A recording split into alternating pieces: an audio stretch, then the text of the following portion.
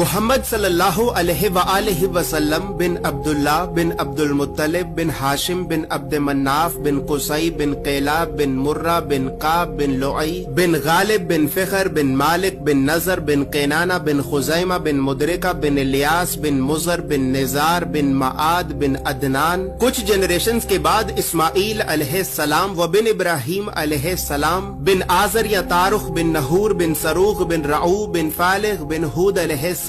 بن شالخ بن ارفخشد بن سام بن نوح علیہ السلام بن لامک بن متوشالح بن ادریس علیہ السلام بن یارد بن محللئیل بن کنان بن انوش بن شیس و بن آدم علیہ السلام۔ دوستو یاد رہے کہ یہ صرف نبی صلی اللہ علیہ وآلہ وسلم کا شجرہ نسب نہیں بلکہ یہ نبی علیہ السلام کے علاوہ قرآن پاک میں موجود تمام 25 انبیاء کرام کا بھی شجرہ نسب ہے۔ اس چارٹ میں ہم نے یہاں پر سب سے پہلے حضرت آدم علیہ السلام سے لے کر نبی صلی اللہ علیہ وآلہ وسلم تک تمام 25 انبیاء کرام کے ناموں کو ایک ترتیب کے ساتھ لکھا ہے، اور پھر ہر نبی کا قرآن پاک میں کتنی مرتبہ نام لے کر ذکر کیا گیا ہے۔ ان تمام انبیاء کرام کو لوگوں کی ہدایت اور رہنمائی کرنے کے لیے جن علاقوں اور شہروں کی طرف بھیجا گیا تھا، تو ہم نے اس چارٹ میں ان تمام علاقوں اور شہروں کے ناموں کو بھی لکھا ہے۔ اور سب سے خاص بات یہ ہے کہ یہاں پر ہم نے سبز رنگ سے نبیوں کے ناموں کو لکھا ہے اور سرخ رنگ سے رسولوں کے ناموں کو لکھا ہے، تاکہ آپ کو بآسانی معلوم ہو سکے کہ ان 25 نبیوں میں سے نبی کون تھے اور رسول کون تھے۔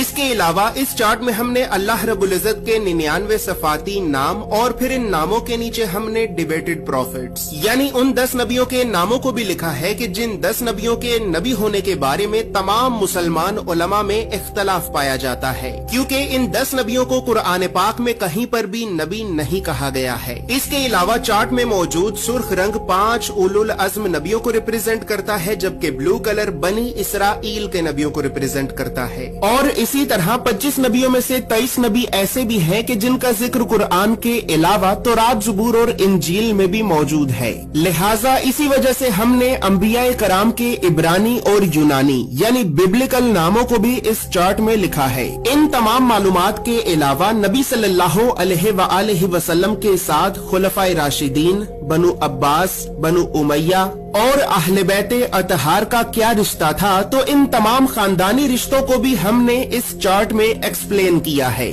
اس چارٹ میں موجود تمام معلومات اردو اور انگریزی دونوں زبانوں میں ہی موجود ہیں۔ اور دوستو چونکہ اس چارٹ کو بنانا ایک بہت بڑی ذمہ داری کا کام ہے، لہٰذا اسی وجہ سے ہم نے 1000 سال پہلے لکھی گئی کئی مستند اسلامی کتابوں کا مطالعہ کر کے 1 سال کی